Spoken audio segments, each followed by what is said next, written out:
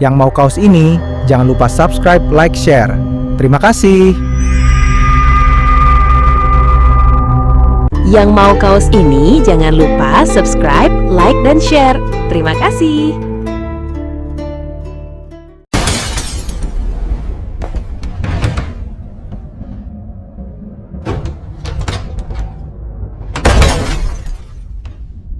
Bangsal itu terletak di ujung paling belakang Rumah Sakit Lama Cisarua. Bangunan peninggalan Belanda yang sebagian besar sudah dikosongkan. Cat dindingnya mengelupas seperti kulit terbakar.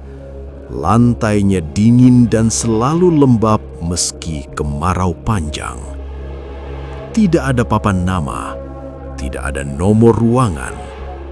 Orang-orang hanya menyebutnya dengan satu kata, setengah berbisik. Kalau dengar ranjang berderit sendiri, jangan nengok.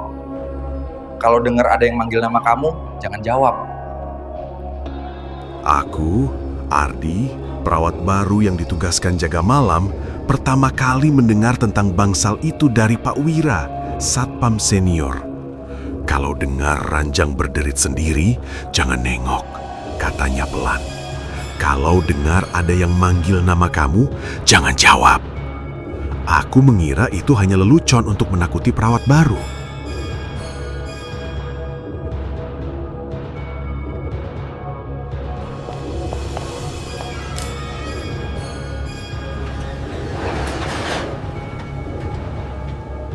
Malam pertamaku berjalan normal sampai jam menunjukkan pukul 1.17. Lampu lorong berkedip 3 kali, lalu mati sesaat. Dari ujung lorong, tepat arah bangsal lama, terdengar suara besi diseret pelan, panjang dan berirama, seperti ranjang tua yang dipindahkan tanpa roda. Rasa penasaran mengalahkan rasa takut. Aku melangkah mendekat. Pintu bangsal terbuka sedikit. Padahal, kata Pak Wira, pintu itu selalu terkunci. Udara di dalamnya lebih dingin menusuk tulang. Ada 7 ranjang besi berjajar rapi. Masing-masing ditutupi seperai kusam berwarna abu-abu. Di ranjang ketiga dari kiri, seperai tampak cekung, seolah ada seseorang yang sedang berbaring. Aku menelan ludah. Halo? Suaraku nyaris tak terdengar. Tidak ada jawaban, tapi ranjang itu berderit pelan, seperti ada yang membalikkan badan. Aku mundur 1 langkah, dan saat itulah aku mendengar bisikan.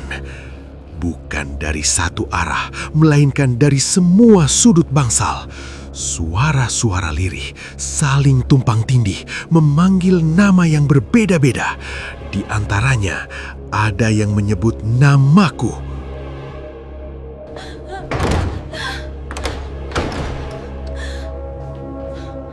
Kamu lihat ranjang ketiga ya? Aku berlari keluar, menutup pintu bangsal dengan gemetar. Nafasku tersengal. Pak Wira menemukanku terduduk di lantai lorong. Wajahnya pucat saat aku menceritakan apa yang kulihat. "Kamu lihat ranjang ketiga ya?" tanyanya. Aku hanya bisa mengangguk. Dahulu, bangsal itu dipakai saat wabah besar puluhan tahun lalu. Pasien ditumpuk, satu ranjang bisa diisi 2-3 orang. Pak Wira akhirnya bercerita. Dahulu, bangsal itu dipakai saat wabah besar puluhan tahun lalu. Pasien ditumpuk, satu ranjang bisa diisi 2-3 orang. Banyak yang meninggal sendirian, tanpa keluarga, tanpa doa. Ranjang ketiga adalah tempat paling banyak kematian. Mayat sering dibiarkan semalaman. Suster, suster. Sejak itu, bangsal ditutup. Tapi setiap perawat baru selalu dipanggil. Mereka yang menjawab panggilan itu tidak pernah betah lama bekerja. Ada yang gila, ada yang menghilang, ada juga yang ditemukan meninggal di bangsal dengan wajah tersenyum. Aku berusaha melupakan semuanya. Tapi sejak malam itu, setiap kali aku tertidur, Aku berusaha melupakan semuanya. Tapi sejak malam itu, setiap kali aku tertidur, aku bermimpi berada di bangsal, terbaring di ranjang besi, tidak bisa bergerak. Di sekelilingku, pasien-pasien lain menatap kosong. Tubuh mereka membusuk perlahan. Aku mencoba resign. Surat pengunduran diriku selalu kembali ke lokar, basah oleh cairan kecoklatan berbau busuk. Aku mencoba resign. Surat pengunduran diriku selalu kembali ke lokar, basah oleh cairan kecoklatan berbau busuk. Setiap malam, langkah kakiku tanpa sadar selalu mengarah ke lorong belakang, seolah ada yang menarikku perlahan.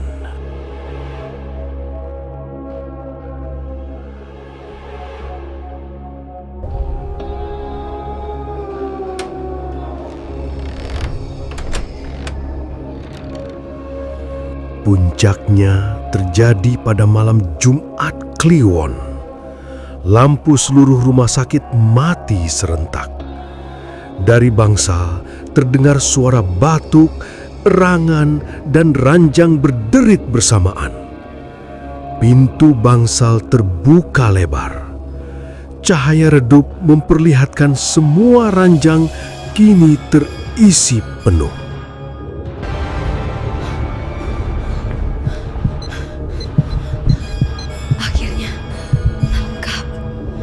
Di ranjang ketiga, aku melihat diriku sendiri.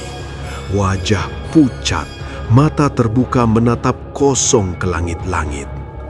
Perempuan perawat itu berdiri di sampingnya, tersenyum.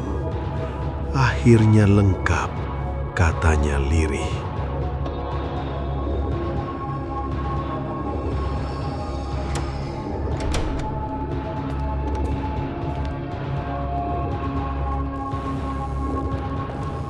Keesokan paginya, Pak Wira menemukan bangsal kembali terkunci rapat, tapi jumlah ranjang kini menjadi 8. Rumah sakit mengumumkan aku menghilang tanpa jejak. Namun, setiap jaga malam, Pak Wira mendengar suara langkah perawat mengikuti lorong dan sebuah suara pelan yang memanggil, "Pak, bangsal butuh penjaga baru."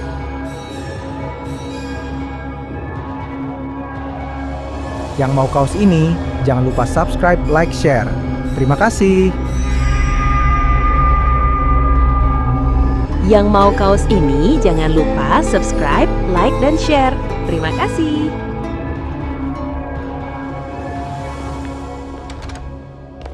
Sejak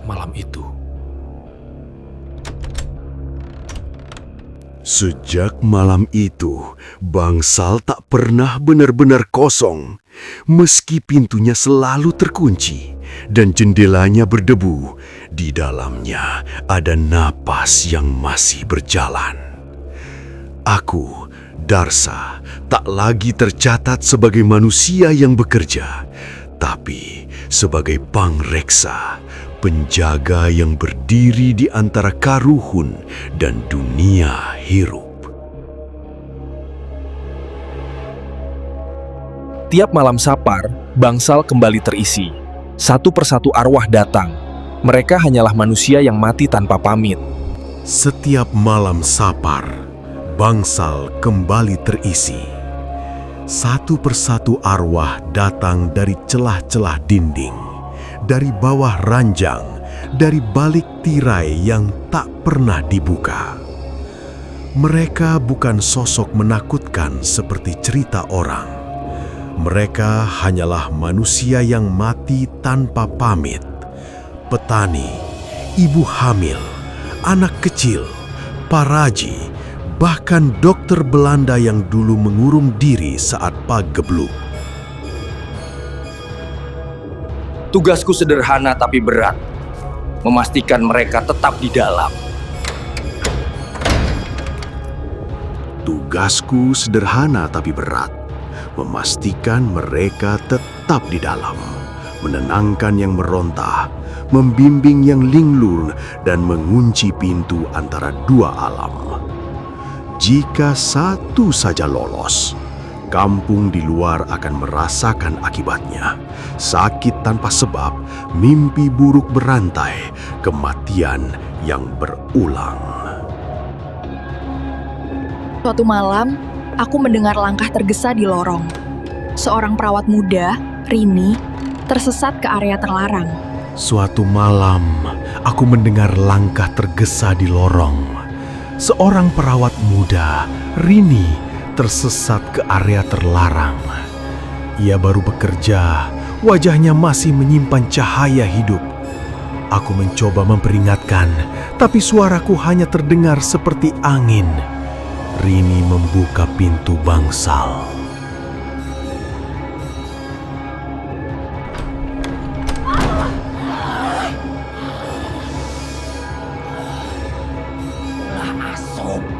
Begitu pintu terbuka, para arwah menoleh serentak. Bau tanah basah dan darah lama menyeruak. Rini menjerit, jatuh berlutut. Aku berdiri di depannya, menghadang. Untuk pertama kalinya, aku memaksakan wujudku. Mata cekung, seragam lama, bayangan yang tak sepenuhnya manusia. Balik, bisikku. Ulah asup. Rini pingsan. Pagi harinya, ia ditemukan satpam di lorong. Demam tinggi dan meracau tentang ketongan. Rini pingsan. Pagi harinya, ia ditemukan satpam di lorong, demam tinggi dan meracau tentang kentongan. Sejak itu, bangsal diberi pagar tambahan, tapi pagar hanya menahan manusia, bukan panggilan.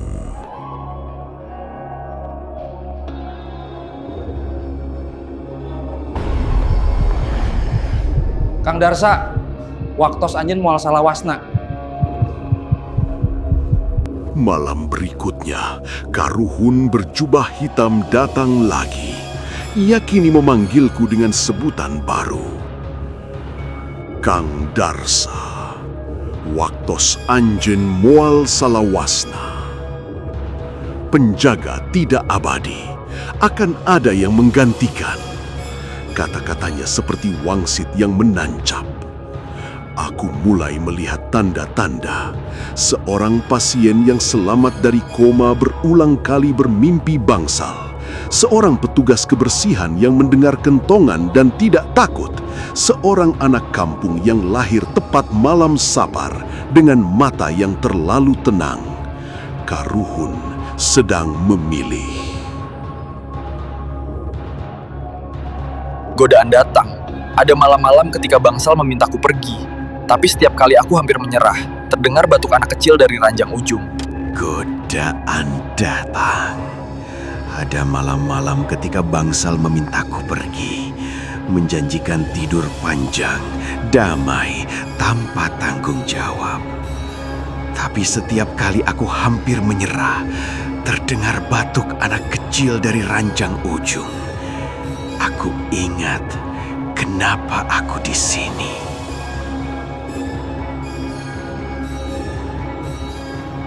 Karuhun, lindungi kami. Buyut, jaga kami. Nini Aki, dampingi kami. Puncaknya terjadi saat Sapar Agung, satu kali dalam puluhan tahun. Bangsal bergetar, dinding bernafas, tirai bergerak liar. Pintu hampir terbuka sendiri. Aku menancapkan doa di lantai, memanggil nama Karuhun satu persatu.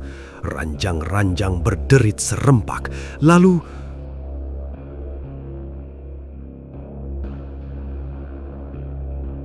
di tengah sunyi itu muncul sosok baru, seorang lelaki muda dengan seragam satpam. Wajahnya pucat, tapi matanya mantap. Ia tidak menjerit, tidak lari. Ia hanya berdiri dan menunduk hormat. Aku tahu pilihan telah jatuh. Mun ngadangu suara kentongan, tong ngajawab.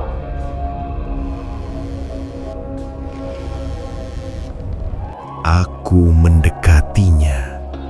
Mun ngadangu sora kentongan, tong ngajawab. Pesanku mengulang larangan yang dulu gagal kupatuhi. Lelaki itu mengangguk. Karuhun berjubah hitam tersenyum untuk terakhir kalinya. Pagi itu, warga melihat bangsal tampak lebih tua. Di papan pengumuman, nama satpam muda itu dicoret, diganti keterangan, mengundurkan diri. Pagi itu, warga melihat bangsal tampak lebih tua. Catnya mengelupas lebih parah, jendelanya makin buram. Di papan pengumuman, nama satpam muda itu dicoret, diganti keterangan mengundurkan diri. Tak ada yang mencari. Penjaga bangsal telah berganti. Dan bangsal tetap tertutup. Kini, setiap malam sabar, dua bayangan terlihat di balik jendela bangsal. Satu mondar-mandir dengan langkah lama, satu lagi berdiri tegak di dekat pintu. Kentongan berbunyi pelan, bukan meminta tolong, bukan memanggil manusia. Itu tanda penjaga bangsal telah berganti dan bangsal tetap tertutup.